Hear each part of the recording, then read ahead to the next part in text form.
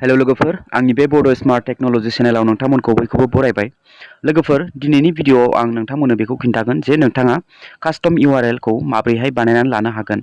माने नोंथांनि चेनेलनि जितु URL बे URL आव नोंथांनि चेनेलनि नाम एबा नोंथाङा गोसोबादि चयस खालामनानै नोंथाङा सर्ट फर्मआव नोंथांनि URL खौ माबोरैहाय खालामनानै लानो हागोन। सिगाङाव बे मोनसे आपडेट फैदों आरो बिनि सिगां आं कास्टम URL खौ माबोरै बानायनांगौ बिनि सोमोन्दै आं भिडिअ बानायखादोंमोन। बाट दा कास्टम URL खौ सिगां जेरै प्रसेसमोन बेबायदि नंला।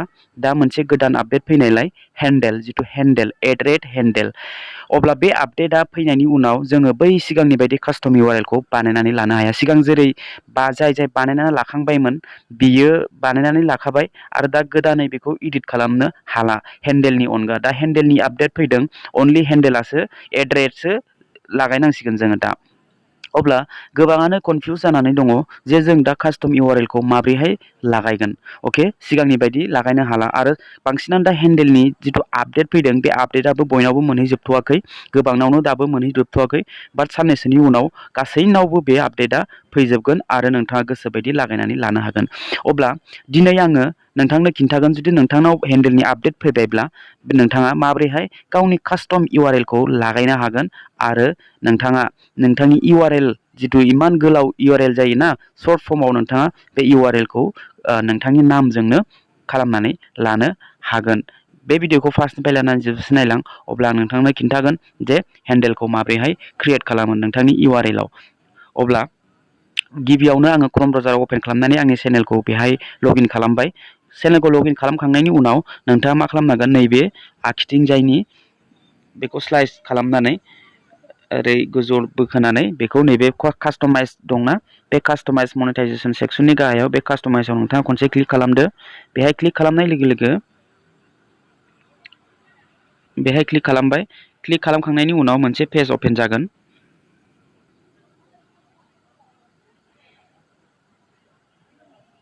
बेफोरबायदि पेज अपेन जाबाय।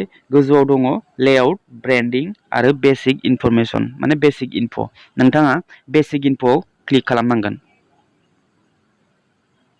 बेहाय क्लिक खालामबाय। बेहाय क्लिक खालामखांनायनि उनाव गाहायाव ओरै लाबोदो। ओमफ्राय बेहाय दङ गिबियावनो फार्स्टआवनो दङ नेम, चेनेलनि नाम बड स्मार्ट टेक्नोलॉजी नोंथाङा मोनगोन नोंथांनिबो। ओमफ्राय सेकेन्डआव दङ handle. Okay handle shows your unique handle by editing letters and numbers. You can change your handle back to माने 14 days। नोंथाङा बेयाव खनसे हेन्डेलखौ नोंथाङा सेट खालामबायब्ला नोंथाङा 14 डेजनि उनावसो आरो गोदान माने सोलायफिननो हागोन होनना बुंदों। अब्ला बे हेन्डेलाव नोंथाङा मा खालामनांगोन, हेन्डेलाव क्लिक खालामनानै नोंथाङा नोंथांनि गोसोबायदि चेनेलनि नाम बा नाम्बार्स बा लेटार्स बा स्ट्रं किवर्ड दा नोंथाङा मा होनो हायो होनांगोन आरोखि। नोंथाङा होनो हासिगोन नैबेयाव हेन्डेलनि अपसनाव। बाट नोंथांनि बे हेन्डेला माने हेन्डेल लागायनो थाखाय नोंथाङा नोंथांनि चेनेला मिनिमाम गोदानब्ला निउ चेनेलबा मिनिमाम 20 दिन जानांगोन। अके बिनि उनाव नोंथांनि चेनेला भेरिफाइ जानांगोन। ओंखायनो बिनि उनावसो नोंथाङा बे हेन्डेलनि अपसनखौ मोननो हागोन आरोखि। नाथाय बे हेन्डेलनि आपडेटआ गोबांनावनो थाङाखैबो जानो हागौ, नाथाय थांजोबगोन बयनावबो। जुदि नोंथांनाव बेफोरबायदि अपसन हेन्डेलनि अपसन फैबाय अब्ला नोंथाङा जेरै आं हमनानै ला @bodo st होनानै लादों। ओमफ्राय गाहायाव दङ इउटुबनि लिंक URL https://youtube.com/bodost नोंथाङा नुनो हागोन। बेयाव नोंथाङा बेयाव टाइप खालामनानै नोंथांनि गोसोबायदि नामखौ दोननो हागोन आरोखि।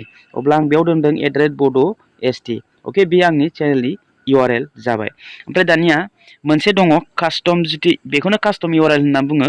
बाट मोनसे कास्टम URL दङ नोंथाङा नुगोन जा नोंथांनि URL आव बे हेन्डेलखौ मानो थाखाय दोननो हायाखै एबाउट सेक्सनाव आं दा खिन्थागोन, उनाव भिडिअनि लास्टआव आं खिन्थागोन।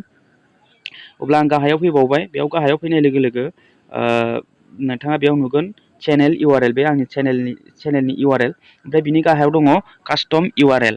बे कास्टम URL खौ जोङो बेनो मेन जोंहा जिथु इउटुब चेनेलनि एबाउट सेक्सनाव जिथु जोंनि URL दंना बेयाव आं दा खिन्थागोन बे URL आ माबोरैहाय बेयाव सेट खालामनो हागोन बेखौ एबाउट सेक्सनाव।